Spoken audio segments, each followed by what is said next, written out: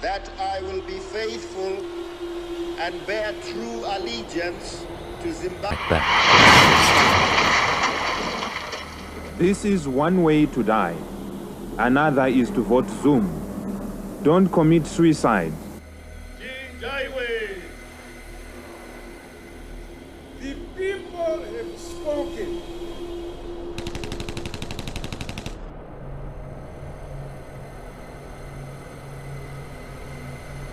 Since 1980, Zimbabwe has existed as an independent nation for over 4 decades. Yet in all that time, only 2 men have ruled it, one for 37 years, the other his successor. Why has power in Zimbabwe changed hands so rarely? Why have elections never produced real transition? This is not the story of 2 presidents. It is the story of a system designed to never let go. Zimbabwe was not born through negotiation alone. It was born through armed struggle. The Liberation War did more than defeat colonial rule. It decided who would rule afterward. Victory on the battlefield became political capital. Liberation credentials became untouchable authority. When independence came in 1980, Robert Gabriel Mugabe emerged not just as a leader, but as the embodiment of victory itself.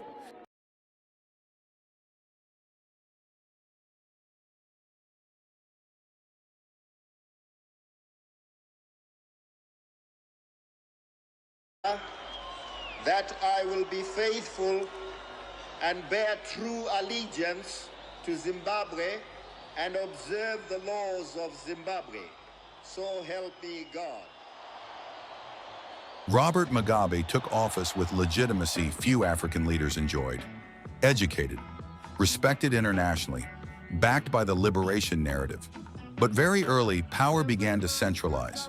ZANU-PF fused itself with the state. An inbuilt system of shock absorbers. And I just don't care what they say, as long as I know I'm right. So they can say anything in their papers, damage me in every way possible, as long as the people I lead are behind me and approve of what we are doing. That's what matters. The rest of the world will one day, you see, be persuaded to believe we were right when we resort. Criticism became disloyalty. Opposition became betrayal. The foundation of permanence was laid.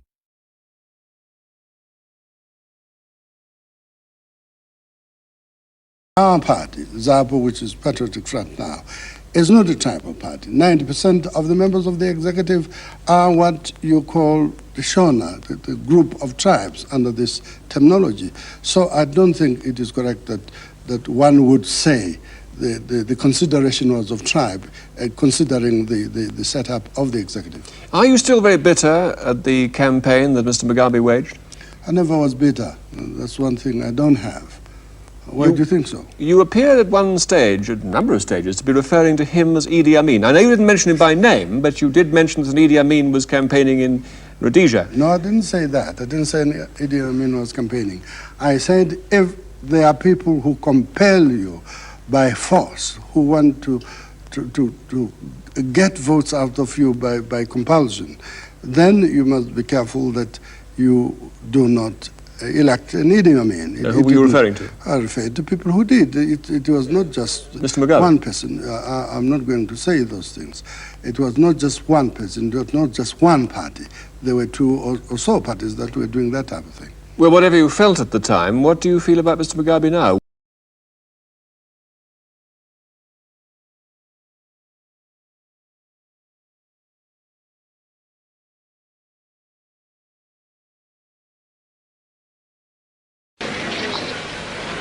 Mr. Mugabe's notorious 5th Brigade has only been filmed once at this passing out parade in 1983. It's exclusively Shona speaking, unquestionably loyal to the Prime Minister, and has been trained. The Prime Minister has obviously been impressed by the North Koreans. I would like to pay tribute to our comrades in arms, the instructors from the Democratic People's Republic of Korea, who, with the assistance of instructors from our own Zimbabwe National Army, have brought... In Shona, Gukurahundi means the early rain that washes away the chaff. In theory, it refers to renewal. In Zimbabwe's history, it became a synonym for terror. In 1982, the Zimbabwean state launched a military operation in Matabeleland, in parts of the Midlands. It was carried out by the 5th Brigade, a special unit trained in North Korea. This brigade did not report to normal military command. It answered directly to the Prime Minister. That Prime Minister was Robert Mugabe. The commander of the 5th Brigade was Perence Shiri. Why was it decided to send the 5th Brigade to Matabeleland?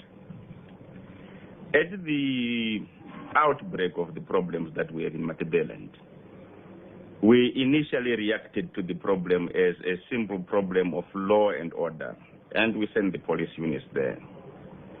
But because of the pattern of organization involving both the ex-Zebra dissidents, the political infrastructure, we got to a position where it was realized the police alone were being ineffective. We therefore decided to reinforce the police with units of the Zimbabwe National Army, integrated battalions. And this was particularly at the time when the tourists were kidnapped. But in the course of operations, to our disappointment, some of the Zebra elements within the National Army actually deserted during operations.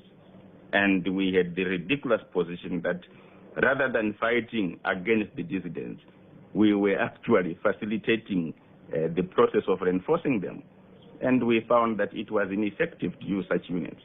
And we therefore, in the end, decided to send units of the 5th Brigade.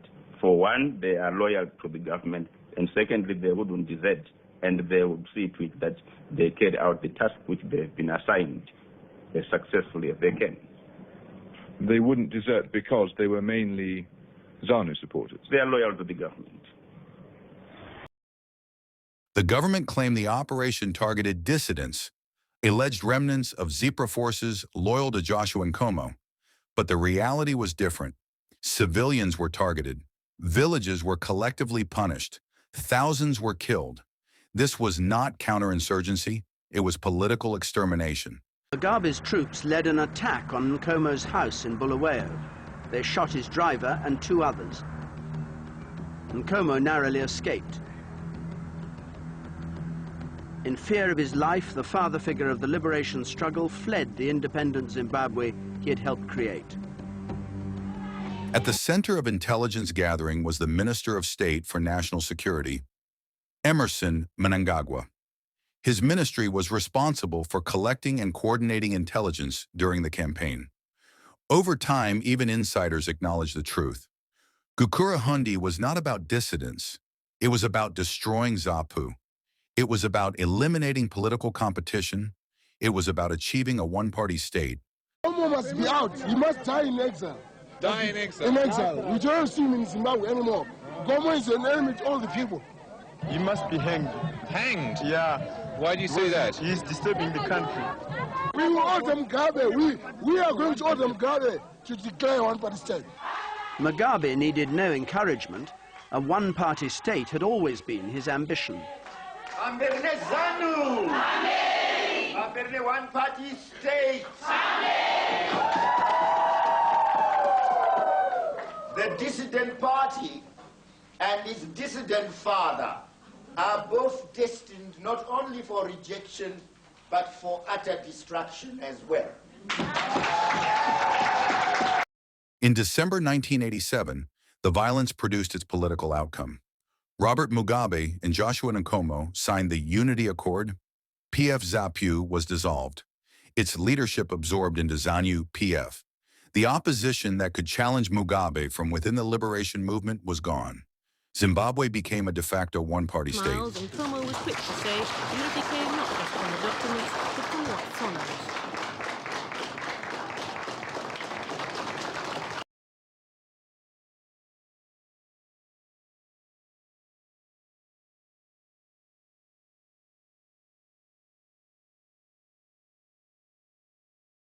After Gukurahundi, Mugabe did not rule through popularity alone. He ruled through institutional control. Key positions were given to trusted loyalists, not independent professionals.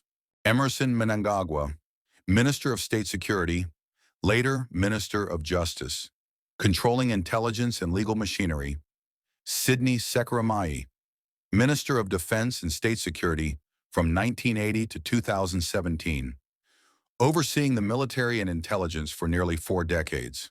Augustine Chihuri, Police Commissioner General for over 20 years, turning the police into a political weapon.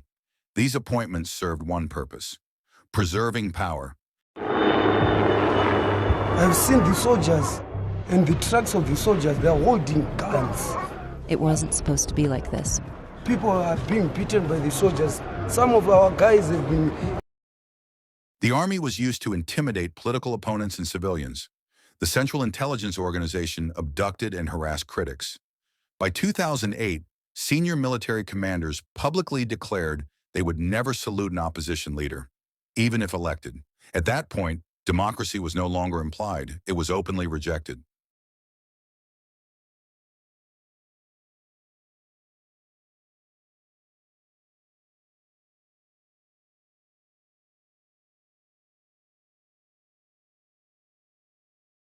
When we came from the bush, we did not bring in our manifesto that vote us in so we can establish a one-party state. In 1989, Edgar Takeri, a liberation hero, criticized corruption in the one-party agenda. He was expelled from ZANU-PF. He formed the Zimbabwe Unity Movement, ZUM. In the 1990 elections, Takeri ran against Mugabe. Official results: Mugabe, 83% Takeri, 16 to 17%, over 413,000 votes. Yet despite winning nearly 20% of the vote, ZUM secured only 2 parliamentary seats. It was a landslide victory for President Mugabe and his ZANU party. Robert Gabriel Mugabe, 2,026,976. Edgar Takeri, 413,840. We have won resoundingly. We knew we were going to win resoundingly.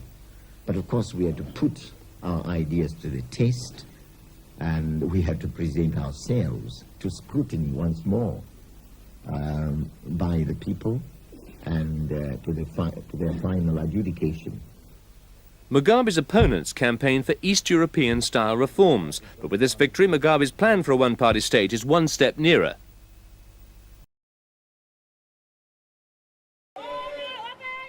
The cost of the war decimated an already weak economy. Inflation spiraled, protesters took to the streets. Trade unions, students, religious and human rights groups formed the National Constitutional Assembly. A new constitution was essential to vote Mugabe out of power.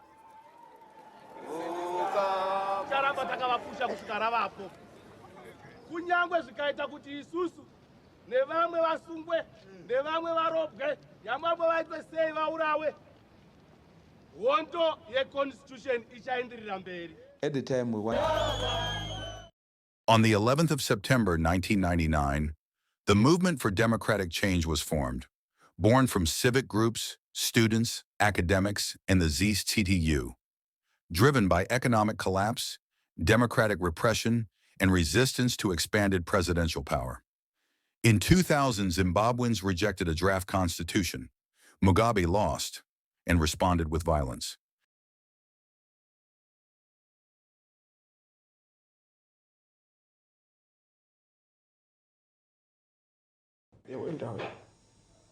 Nelson Chamisa had just arrived at the departures area of Harare Airport and was due to fly to Brussels to take part in a routine parliamentary forum when he was attacked.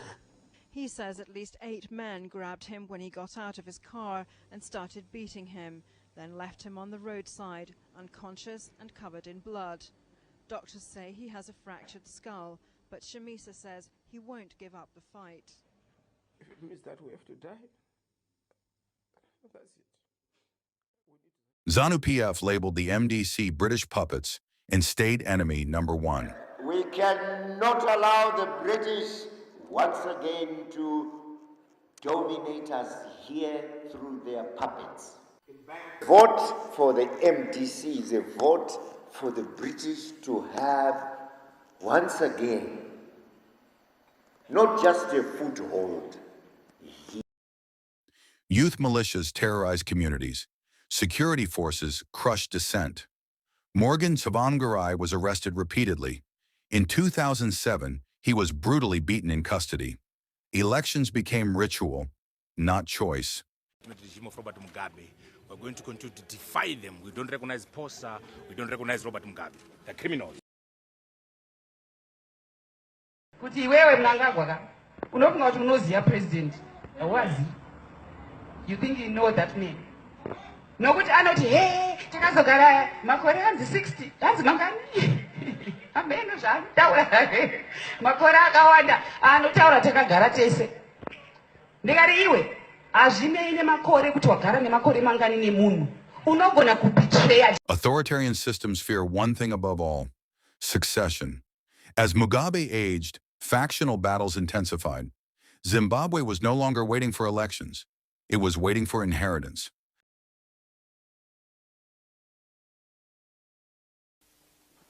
We wish to assure the nation that His Excellency the President of the Republic of Zimbabwe and Commander-in-Chief of the Zimbabwe Defense Forces, Comrade R.G. Mugabe, and his family are safe and sound, and their security is guaranteed. We are only targeting criminals around him who are committing crimes that are causing social and economic suffering in the country in order to bring them to justice. As soon as... In November 2017, the army intervened. They denied it was a coup. They called it Operation Restore Legacy. Mugabe was removed, not by voters, but by the system he built. Power did not collapse. It transferred. I, Robert Gabriel Mugabe, in terms of Section 96, subsection 1 of the Constitution of Zimbabwe, hereby formally tender my resignation as the President of the Republic of Zimbabwe with immediate effect.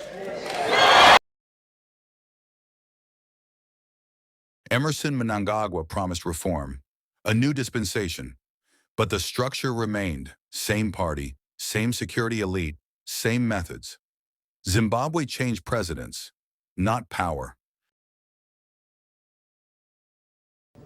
I, Robert Gabriel Mugabe, do swear that I'll be faithful and bear true allegiance to Zimbabwe. I, Emmerson Mnangagwa, swear that as President of the Republic of Zimbabwe.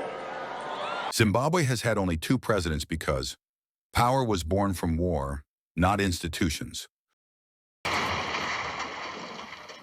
This is one way to die. Another is to vote Zoom. Don't commit suicide. Opposition was violently erased. The state was captured. The military became kingmaker. Elections were controlled. Succession was internal. Presidents changed. The system did not. Zimbabwe's future will not be decided by who becomes the third president. It will be decided by whether power finally returns to the people. Until then, history remains clear. The question is not who rules Zimbabwe, but who is allowed to rule it.